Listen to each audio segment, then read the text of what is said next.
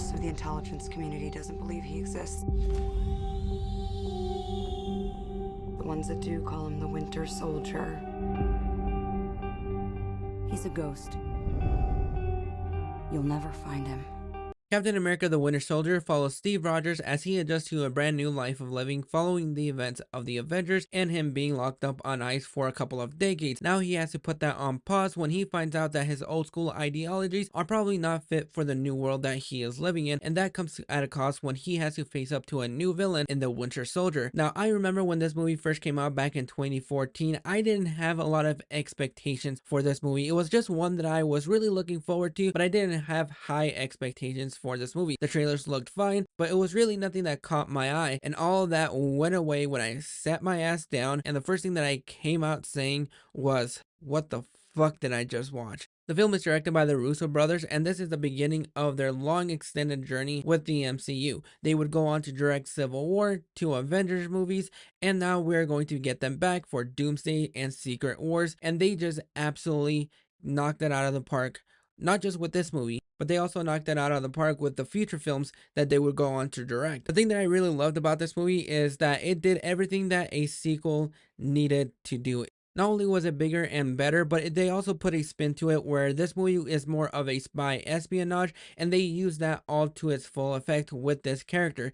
Chris Evans settles into the role of Steve Rogers / Captain America pretty well. I think this is probably one of my favorite performances of his. Between this and Civil War, it's pretty tight on where I really appreciate him more as Captain America because he is just absolutely perfect for this role. The pairing between him and Natasha Romanoff in this movie was something that I was not sure if it was actually going to work, but they were able to pull it off because they have such wonderful chemistry with one another. The banter between both of these characters are great, especially with Steve Rogers at the beginning of the film where he feels a little bit more betrayed by Natasha because he has his mission, she has her missions. The ideologies that these two have, I really enjoyed seeing that pairing on screen. And this was also the introduction of Anthony Mackie as Sam Wilson / Falcon that I thought was done with such grace and perfection because they introduce him as Sam Wilson at the beginning. They have their little banter between Steve Rogers and him at the beginning, and then later on when he is involved in everything that is going on and he wants to help and he gets introduced as Falcon, I think this is one of the best introductions to a character in the MCU, because what I think are my 2 favorite introductions in the MCU when it comes down to brand new characters are probably going to be saved for the next film. But I also really love the relationship between Steve Rogers and Sam Wilson. I thought that was a great pairing as well. When it comes down to the action, it's done perfection. Not only is it one of my favorite action films of all time, but it's high on my MCU rankings, tied for first between this and Civil War because the action sequences in this movie are handled with such grace, even though there are a lot of cuts in here when it comes down to the hand-to-hand combat. I think this has some of the best hand-to-hand combat in the MCU that I've seen so far, and 10 years later, this movie does not lose a beat because not only do the Russo brothers let the action breathe and you're able to see it in full scope without having a lot of major cuts here and there, but also without having the shaky cam. I love it when I'm able to see the action in full front,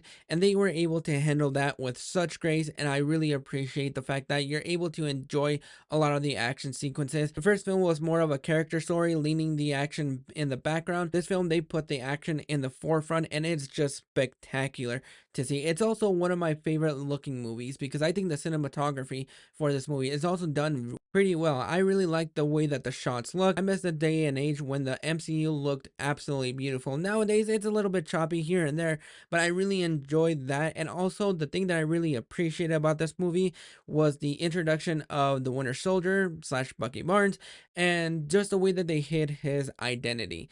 Throughout the entire movie, you only get to see him with his mask on so that people that have never read a comic book can be easily surprised by the end of the film when we finally get the reveal of who the Winter Soldier is and the way that they handled him. He is just frightening whenever he is on screen, and a lot of the best action moments happen when he is around. When Steve is chasing after him and when they're having their hand-on-hand combat, it just looks absolutely beautiful, and that's what makes this movie feel a little bit larger than life. It's a lot of the action sequences, but you also get a lot of the spy intrigue, and I really enjoy the fact that they were able to mesh those 2 worlds together and give us what I think is one of the best MCU films, if not the best MCU, because this movie is tied with Civil War for me, and I just really enjoyed every single aspect about this movie. I never thought that I would be able to see a day and age when a comic book movie would able to infuse the spy espionage. And the way that they are able to just mash it all together, it just flowed consistently.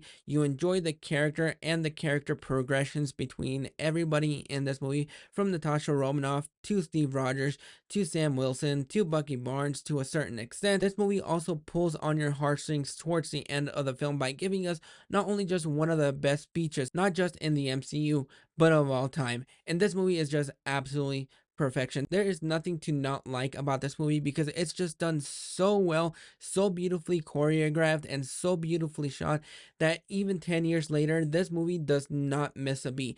It still holds up 10 years later as one of my favorite MCU films, if not the best MCU film of all time, because I just always flip back and forth between this movie and Civil War. Those are my top two favorite MCU films of all time, and this movie is just absolute perfection from beginning to end. The only nitpick that I have, and it doesn't take the effect of the reveal at all, is just the reveal of Bucky as the Winter Soldier. Because when this movie first came out, I didn't remember anything about Captain America the First Avenger. It was just one of those movies that just watched and completely forgot about it. So the reveal of Bucky as the Winter Soldier didn't have the emotional impact that it did with other people that were in the auditorium with me, because there were a lot of gasps when that reveal happened, but I just didn't have that emotional impact, which is just a minor nitpick. Overall, this is a perfect movie to me. It has the best action in the MCU.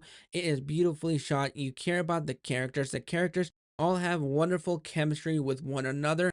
And overall, I'm going to go ahead and give this movie the gourmet popcorn bucket. It is just a perfect movie that you can just rewatch anytime and it still holds up 10 years later, 20 years later, 50 years later.